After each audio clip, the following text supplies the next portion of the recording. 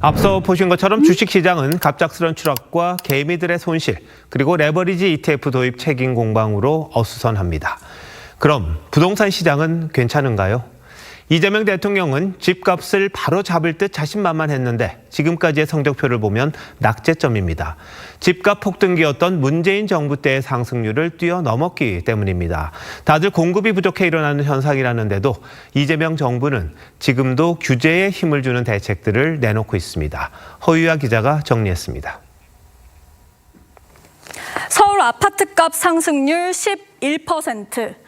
이재명 정부 출범 후 지난 1년간의 성적표입니다.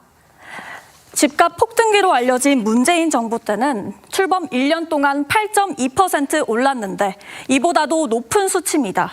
이명박 정부가 3위였고 박근혜, 노무현, 윤석열 정부에선 집권 초기 모두 서울 아파트값이 떨어졌습니다. 경기와 인천까지 포함한 수도권 아파트값도 이재명 정부 1년이 가장 많이 올랐습니다. 이재명 정부는 지금까지 모두 4차례의 부동산 정책을 발표했는데요. 2차례 공급 대책을 내놓긴 했지만 시장 반응은 시큰둥했고 지난해 6월 대출 규제와 지난해 10월 규제 지역 확대가 파장이 컸습니다. 정부는 다음 달 부동산 세제 개편안을 발표할 예정인데요. 이마저도 초고가 주택 보유세 강화와 장기 보유 특별공제 혜택 축소 등 규제책입니다.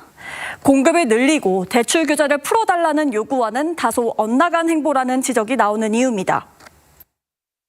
공급 부족이 가장 큰 원인이다라는 걸 말해주고 있고 이대로 가다간 자칫하면 3, 4년 집값이 미친 집값, 미친 전세 이런 것들이 재현될 수 있는 그래서인지 집값이 향후 오를 건지를 보는 주택 전망 지수는 127로 4년 10개월 만에 최고치를 기록했습니다.